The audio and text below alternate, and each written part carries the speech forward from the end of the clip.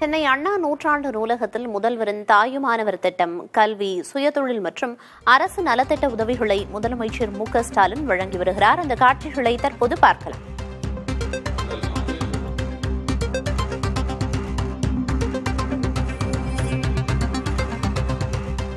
விவரங்களை வழங்குவதற்காக செய்தியாளர் ராஜ்குமார் இணைப்பில் இருக்கிறார். ராஜ்குமார், இந்த நிகழ்வில் முதல்வர் உள்ளிட்ட வேறு யாரெல்லாம் பங்கேற்றிருக்காங்க, என்ன தகவல்? தமிழ்நாடு முதலமைச்சர் மு.க.ஸ்டாலின் கோட்டூர்புரத்தில் இருக்கக்கூடிய அண்ணா நூற்றாண்டு நூலகத்தில் தமிழக அரசு சார்பில் நடக்க இருக்கக்கூடிய நலத்திட்ட உதவிகளை முதலமைச்சர் மு.க.ஸ்டாலின் வழங்கி வருகிறார். இந்த நிகழ்வில் தமிழ்நாடு அரசினுடைய முதலமைச்சருடைய தாயுமானவர் திட்டம், கல்வி மற்றும் சுயதொழில் உள்ளிட்ட நலத்திட்ட உதவிகளை பொதுமக்களுக்கு வழங்குவதற்கான நிகழ்ச்சி நடைபெற்று வருகிறது. இதில் பல்வேறு துறையிலிருந்து பயனாளிகள், பல்வேறு மாவட்டங்களிலிருந்து தேர்ந்தெடுக்கப்பட்டவர்களுக்கு முதலமைச்சர் நேரடியாக வழங்குகிறார்.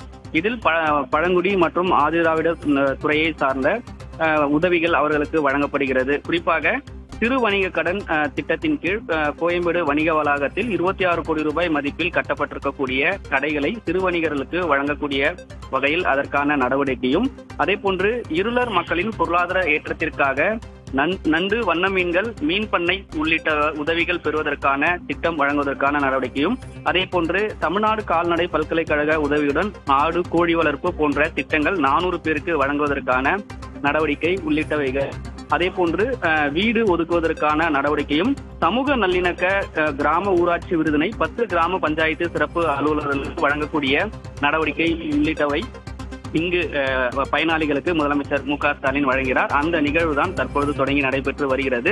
இந்த நிகழ்வில் அமைச்சர்கள் மதிவேந்தன், மா சுப்பிரமணியன், சேகர்பாபு, அதே போன்று தலைமை செயலாளர் முருகானந்தம் உள்ளிட்ட சட்டமன்ற உறுப்பினர்கள், துறை சார்ந்த அதிகாரிகள் பங்கேற்று இருக்கிறார்கள். முதலமைச்சர் மு.க.ஸ்டாலின் இங்கு இந்த நலத்திட்ட உதவிகள் வழங்கும்போது அதற்கு அடுத்த நடவடிக்கையாக இன்றைய தினமே அந்தந்த மாவட்டங்களில் சில பயனாளிகளுக்கு மாவட்ட ஆட்சியர் மூலமாக வழங்குவதற்கான நடவடிக்கையும் திட்டமிடப்பட்டு அந்த வகையில் தற்போது நிகழ்வு நடைபெற்று வருகிறது. ராஜ்குமார், இந்த நலத்திட்ட உதவிகள் மூலமா எவ்வளவு பேர் பயன்பெறுவாங்கன்னு அரசு தரப்புல சொல்லப்பட்டிருக்கு. அது மட்டும் இல்லாம இந்த நிகழ்வுல முதல்வர் உரையாற்ற இருக்காரா? இந்த திட்டம் பொறுத்தவரை பயனாளிகளுக்கு வழங்குவது பல்வேறு துறைகளை தேர்ந்தெடுக்கக்கூடிய நபர்களுக்கு வழங்குவதற்காக திட்டமிடப்பட்டிருக்கிறது. கல்வித்துறை, ஆதிதிராவிடர் நலத்துறை, மீன்வளத்துறை உள்ளிட்ட துறைகளினுடைய நலத்திட்ட உதவிகள் வழங்கப்படுகிறது.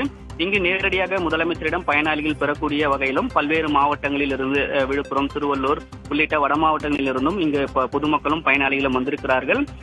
ஆயிரக்கணக்கான மக்களுக்கு இன்றைய தினமே அந்தந்த துறை சார்பாக மாவட்ட வாரியாக மாவட்ட ஆட்சியர் மூலமாக வழங்குவதற்கான நடவடிக்கையும் திட்டமிடப்பட்டிருப்பதாக அரசு துறை அதிகாரிகள் தெரிவித்திருக்கிறார்கள்.